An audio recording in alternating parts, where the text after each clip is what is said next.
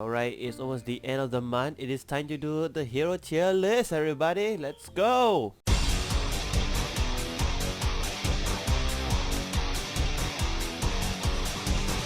Hello, everybody. My name is ANS Lantern. Today, we are gonna continue for 2023's hero tier list on the July, where who's the 30-minute EXE has been released. So without further ado and enough talk, we will start judging on my point of view. First one, we have Shinku Hadoken. To be honest, this deck with Shinku Hadoken with a lot of units removal, it's quite broken honestly. Cards are still being able to cycle out and do damage even though they are removed from the game. Shinku has been on the tier list for quite a while, and the rankings I've been seeing quite a lot of Shinku Hadokens, to the point it even overcome battles against me. So I'll put him on S tier. Tenjin, however, we have yet to see him for quite a while. So if I were to judge Tenjin right now to be played in the rankings, I will put him in C tier because there's not a lot of cards can no longer deal damage directly to the hero, and they nerf him badly. Next we have Shoryuken.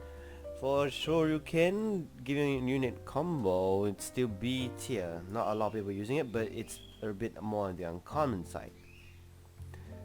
Rathalos dive attack, giving units 2 attack and crush for 13 seconds is already quite broken, and a lot of people are using it, especially having a boost from the green decks along with the damaging cards from the red side along with him and the crushing.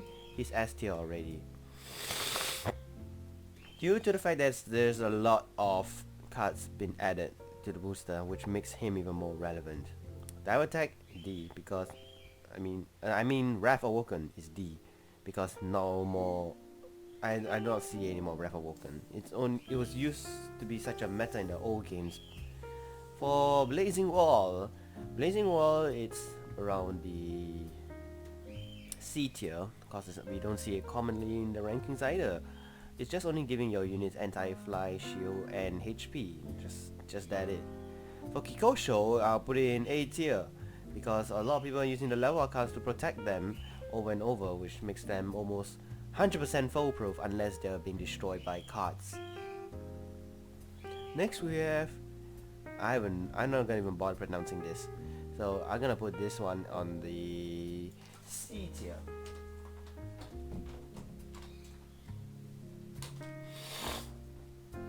Yon, however, it does prove always to be kind of useful in most scenarios, giving a unit depth of 4 MP, which is the most MP you can gain out of, but no one's using Yon anymore ever since the debuff and new booster counting that does not support Yon, so I too will put her on the C tier.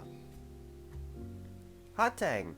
Now, simply because Hard Tank always give your hero 4 HP and a unit 7, I will dare put him in the A tier because he always keeps a unit alive and yourself, as long as you have enough AP cost. Charge Shot, I don't even say shit. He is in D tier. He's dead because no one's using him anymore ever since they nerfed him so badly.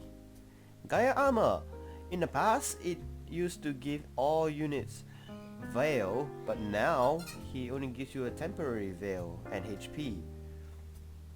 Honestly, I hate the fact that it only gives temporary already. In fact, there are cards that can do random targeting systems. So now Gaiama has become a B tier at least. Okay, next moving on, we are going to Morrigan's Temptation. Morrigan's Temptation is already been changed for a lot since the years, which stops units for 13 seconds and is enough for 13 seconds to replay another cost of your AP. But they already changed the halting systems to halt on their tracks, not restarting their attack gauge. But there is already a lot of temptations during the ranking because of the halting and dealing damaging units. She's on S tier, no doubt about that. Next we have Dark Illusion. By destroying all halt units. Honestly, there's not a lot of halt already since they move on to the next booster, so I'm gonna put her on the B tier after that. because there's not a lot of units for us to halt and destroy all at one shot. Next we have Shadow Blade. Shadow Blade can deal 5 damage and heal depending on units. They have their flight ability. With flight it will be dealing greater damage and healing. But right now not a lot of Shadow Blades being used. I'll put on the B tier, honestly. Quicksilver. Quicksilver is a motherfucking pain in the irritation ass. But see, I'll be honest, because he kept on halting units with a very cheap cost, he's on the A tier. Because in the end, your units will be the one dominating the field while the enemy has lost attack points for that.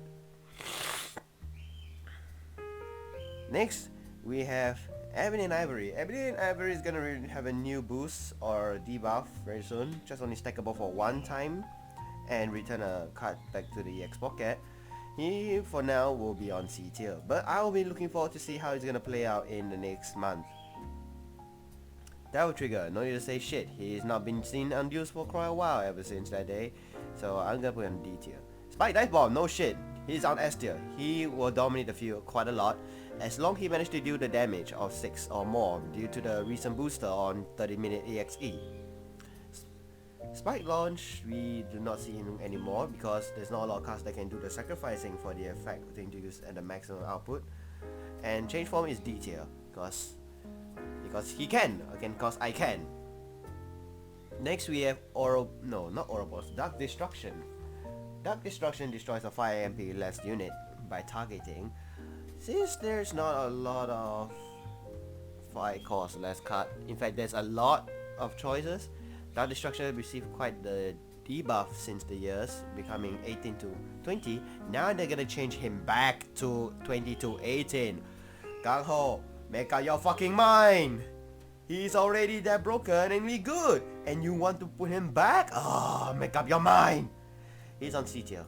Okay, now we have Ouroboros. Ouroboros revive a highest MP cost unit. He's on S tier, no doubt, because there's a lot of cards that are high in MP and can dominate the field by maintaining high power and HP. Bringer of Nightmares revives just adds back a revenge active card into your EX pocket, but also reduce the cost. He is on B tier, honestly. He's on B tier. Not a lot of people will be using him because not a lot of cards can be a revenge for benefits. Rocket Launcher, Explore for Rocket Launcher.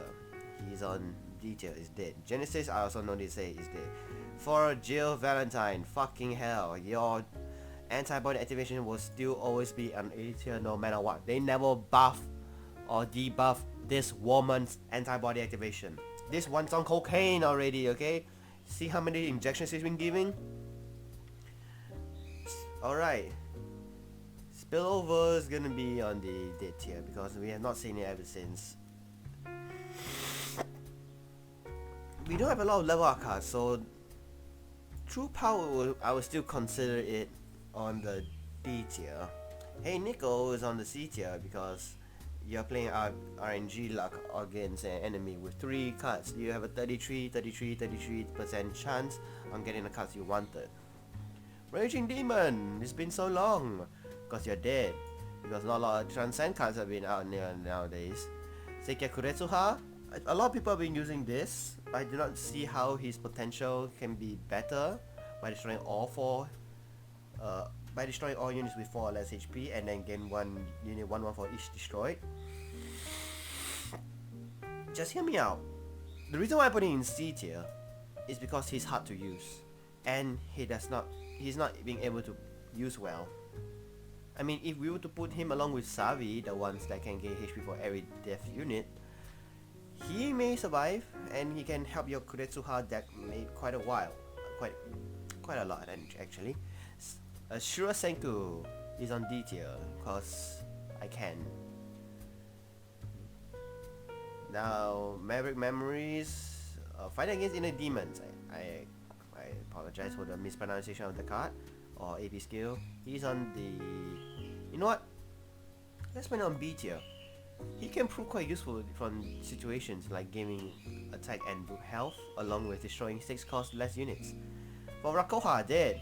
Ever since they nerfed this little guy, he can no longer deal damage constantly and a lot. so he's only limited to a few moments in time. Tenkuha. Tenkuha is very scary when it comes to rush piercing units. He's on this B tier by that, because I always find myself fighting against the chess unit right there.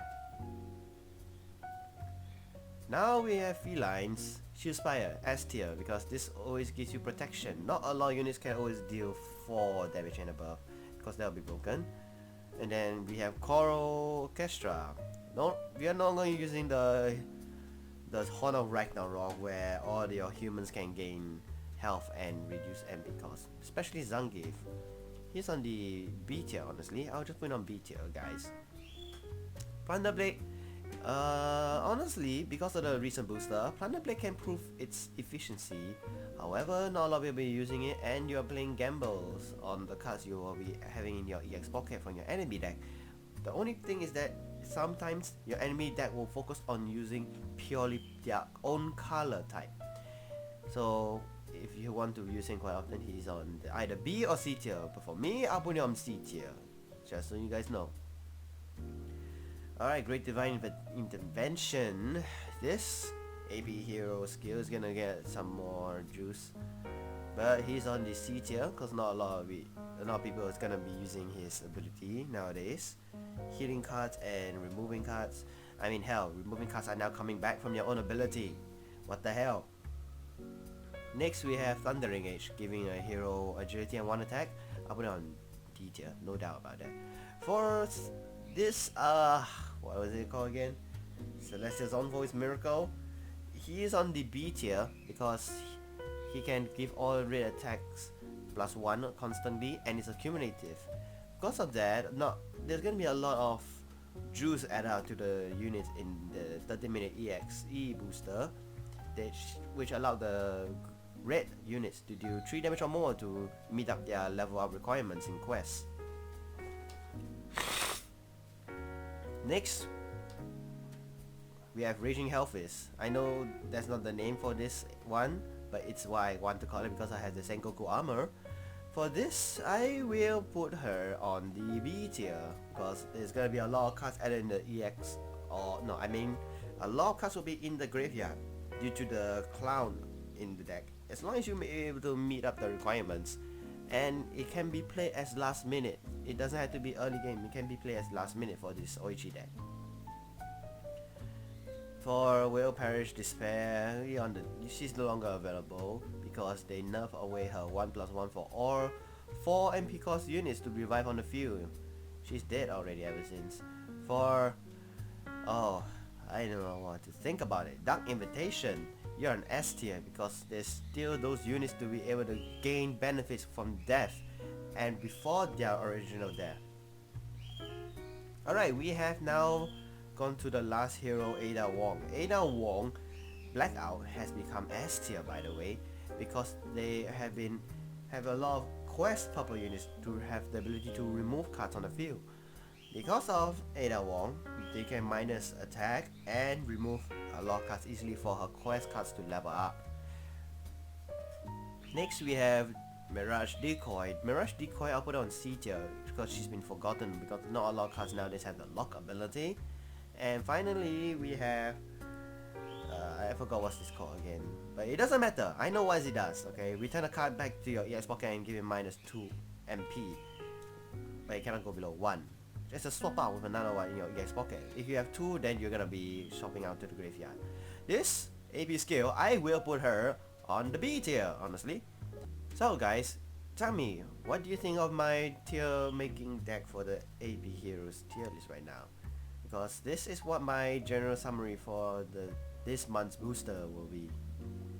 So okay guys, if you really want to go against my opinion, just be sure to put up your own tier maker and post it on Twitter, because I will also be looking through some of them. In fact, I already have someone already done for my 30-minute EXE cards, every single one of them already in one of the posts. I've been tagging it, I like it, I saw it, and I can support him quite well in this decision, but I still had to stick with mine because I started this and I will stick with it. So guys, let me know what you think, subscribe, and I will see you guys next time. Goodbye.